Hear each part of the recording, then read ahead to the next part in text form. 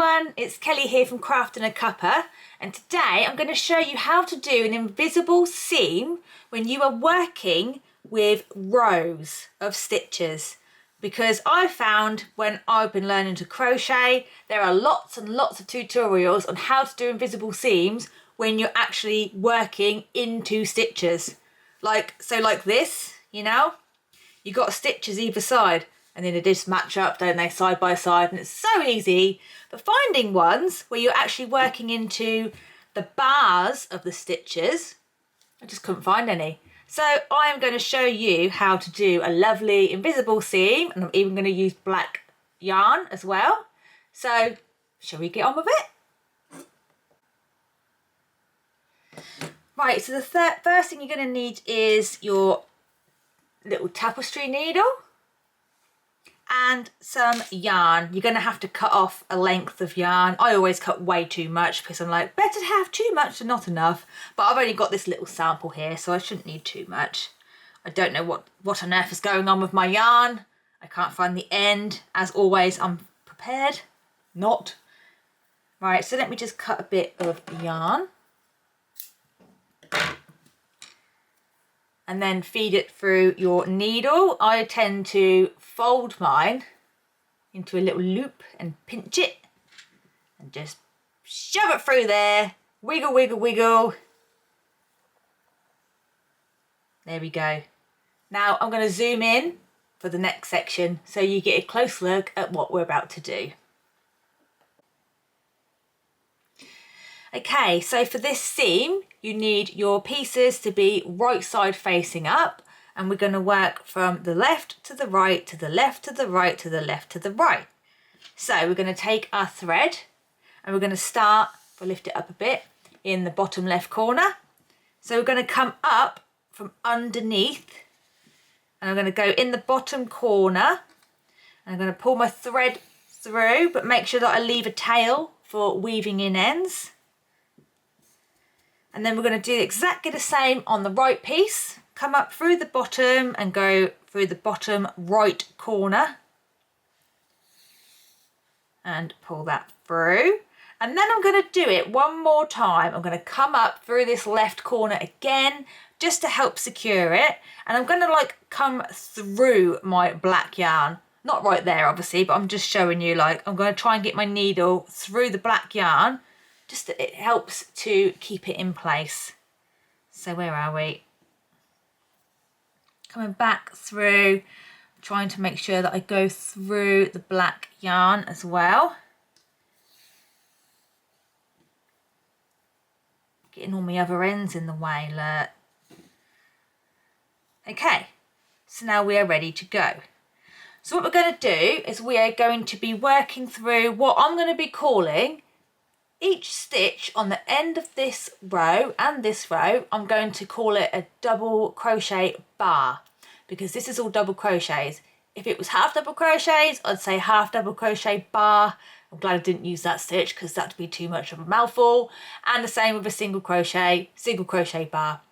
So we're going to be working through the bars on each row.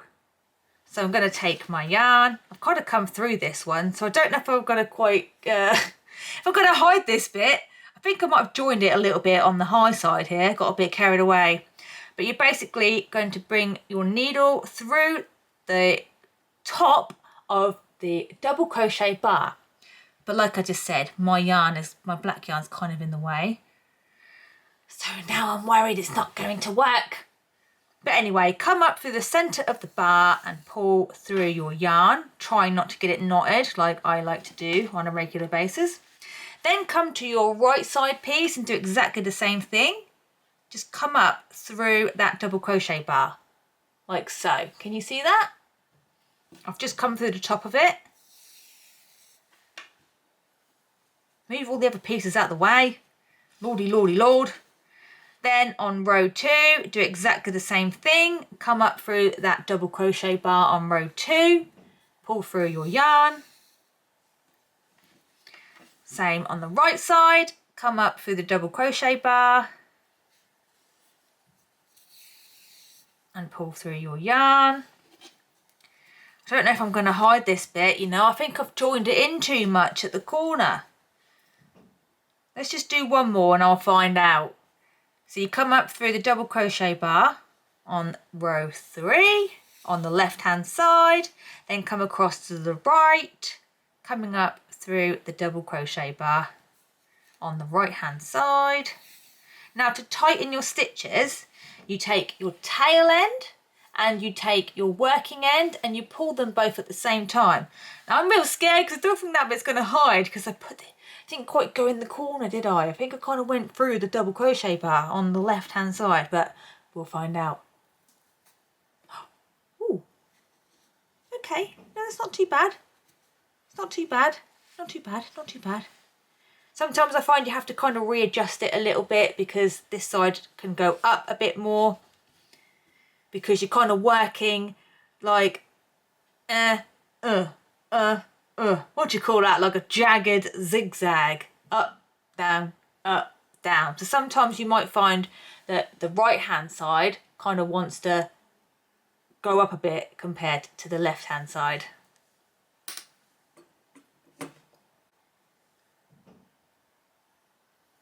Okay, so we're going to come back to the left hand side and go up through that first double crochet bar. And then back to the right and go up through that double crochet bar. And we're just going to keep repeating over and over again. Come up to the left and come up through that double crochet bar. And then the right. Now I've changed colours with my rows, so each row is a different colour and that makes it so much easier to see.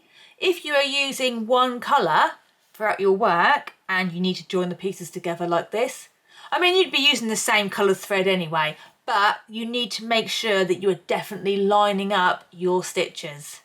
Because if you're using the same colour, it can sometimes be tricky to make sure that you are in line with each other, whereas because I'm using different colours I can see, oh look, I'm on blue, make sure that blue one's there. I'm going to tighten it again by pulling this one and this one like so.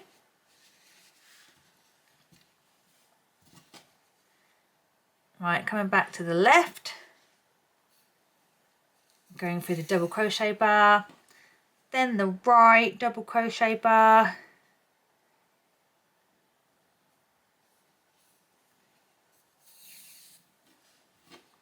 then left, next row, right, next row.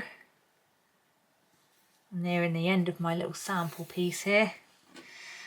And then the last one. Oh, I'm surprised I didn't get a knot. That's something that I normally like to do. And then again, just tighten them up, readjust it.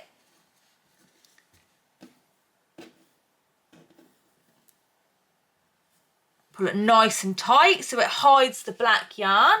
Then if you turn it round, you will see, well, it's a bit hard to see, but like it has pushed the seam to the back. Mine just needs a little bit more readjusting because sometimes it can get a little slopey, but it'll be fine once it's all together. And yeah, that is how you do an invisible seam while working with rows of double crochet or single crochet or half double crochet, just like so. So thank you for watching and I'll see you again for another tutorial soon.